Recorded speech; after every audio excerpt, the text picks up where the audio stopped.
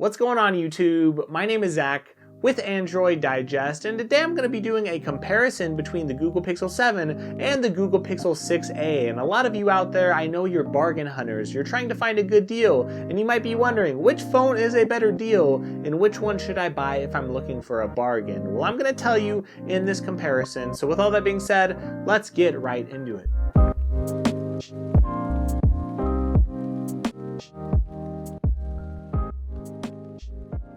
So when the Google Pixel 6a came out, it released at $450, and that was the price it came out at, which is pretty darn good for what it has. This phone has similar cameras to something like the Google Pixel 5, right? So this isn't going to have the best cameras. It's not going to have the same cameras as the Google Pixel 6 or the Google Pixel 7, but these cameras, they are still very, very good. This phone still has the Google Tensor processor. It still has an in-screen fingerprint sensor, which isn't great, but at least you do get that. And this phone is a smaller phone, 6.1 inches, and when you compare that to the Google Pixel 7, well, the Google Pixel 7 retails at $600. So for an extra $150, what do you get? Well, you do get better cameras on this. This does have a 50 megapixel camera compared to the 12 megapixel camera on this, and you also, on top of better cameras, you get the Google Tensor 2. You get a little bit more of a premium build, even though you can't really notice the difference by feeling them. You will have a little bit more of premium materials on this Google Pixel 7, right? This has the Tensor 2,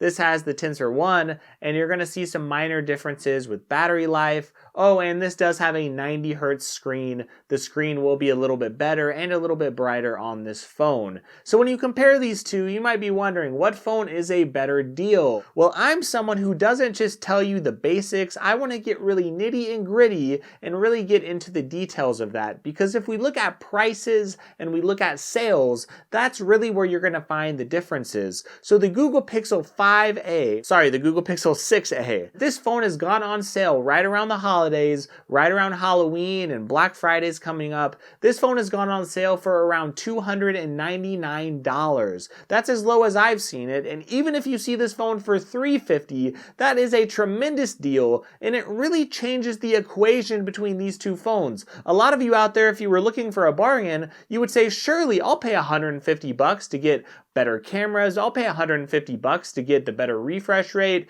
to get a better screen. There's a lot to like about the Google Pixel 7, but you have to remember that the Google Pixel 6a, it's actually gone on sale for ridiculously low prices. That $299, even $350, those deals really make this phone very enticing for those bargain hunters. But if I know tech YouTubers, if I know people who watch these videos, you love tech, right? You breathe tech. You're all about great tech deals, but a lot of times you just want the best device out. If that is you, I really feel like you will, well, you're going to think you compromised when you bought this phone, because this phone, it doesn't have a 90 or 120 hertz refresh rate. That is not a big deal, but when you are scrolling around on the Google Pixel 6a, you will notice it if you do use the Google Pixel 7. If you've used other phones that have 90 or 120 hertz refresh rates, you are going to notice. Now, if you don't even know what a refresh rate is, I don't think it's a big deal at all. The bottom line is this phone right here, if you find it for $299, if you find this Google Pixel 6a for $350, it has some of the best performance you're going to find at that price range, period.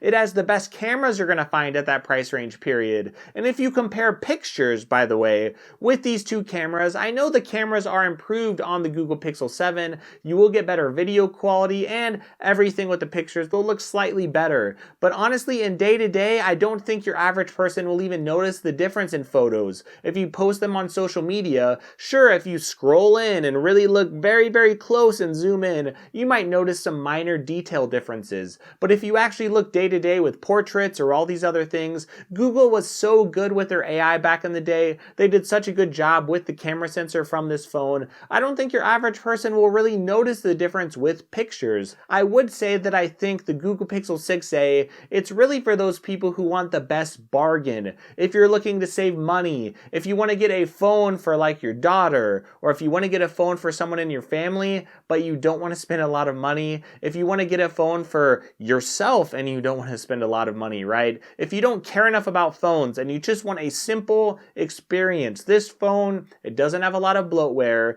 It doesn't wirelessly charge. That's another thing you're missing. If you're someone who loves wireless charging, this 6A is not for you. However, it still has a very gorgeous screen. If you look at the display on the 6A, it looks absolutely great. And the performance, it is very blazing fast for almost everything that you are doing. Now, if you try to play Genshin Impact or the very highest games, this phone will get a little bit warm, and it's going to get a little bit warmer than something like the Google Pixel 7. But if you're someone who's looking for a bargain, you might not care about that. You could just lower the graphics settings just a little bit, and this phone will do just fine. This phone will do great for games because it does have a high-end processor. This Google Pixel 7, yeah, I get it has the Google Pixel Tensor processor, the Tensor 2, but realistically, there's not a huge difference again in performance between these two phones. There's not a huge difference in a lot between these two phones.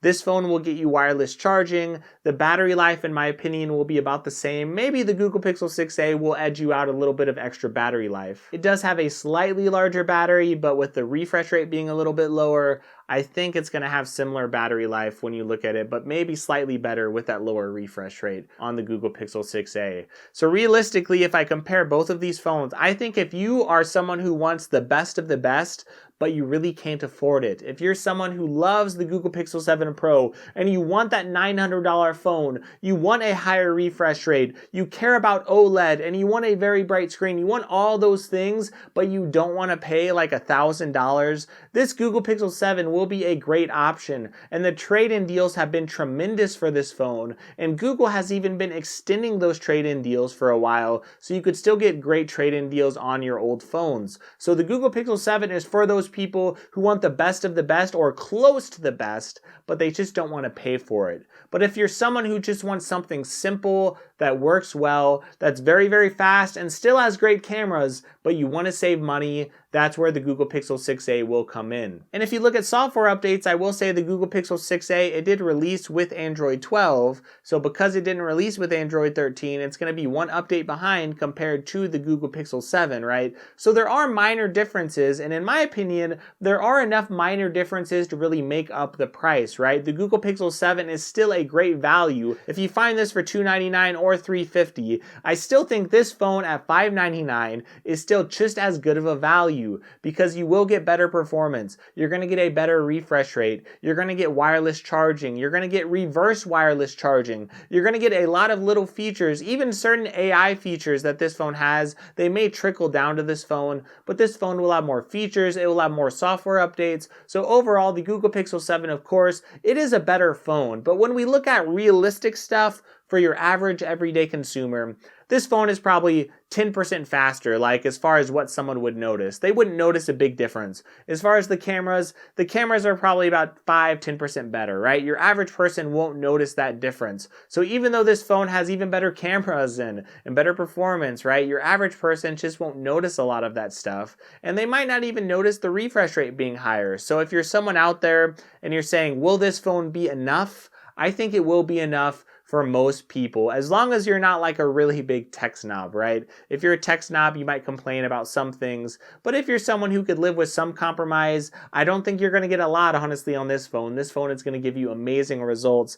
But the Google Pixel 7, on the other hand, I think it's for those people who really want an excellent, top of the line thing. Like you want the best of the best or close to it, but you're willing to compromise with very, very minor things, right? If you're willing to compromise a little bit, then you go with this. If you're willing to compromise a little bit more and you want to save money, you go with this. And of course, if you want the best of the best, hey, just get the Google Pixel 7 Pro, get the Galaxy S22 Ultra. Those phones are terrific as well. And I don't go really big into specs because I don't think a lot of people are going to notice that this has 6 gigs of RAM versus 8, right? Those things are very, very minor. So I just wanted to talk about the market for these phones, talk about the differences that will actually matter in your everyday life, and really tell you who should really consider buying what phone. So if this did help you, leave a comment. And if you're still confused and you're going back and forth, leave a comment as well. If you liked it, hey, leave a comment, like this video, and sub to it. That does help out my channel. And one other thing you could do as well is check out other videos. That does help to support my channel. I reviewed the Google Pixel 7 Pro from Camp Pixel. If you want to support me further, don't forget you can check those links out in the description. That is a way to support my channel. So I hope you all have a great day. I hope you all have a great week. And I hope you enjoy your everyday life in this crazy, crazy world.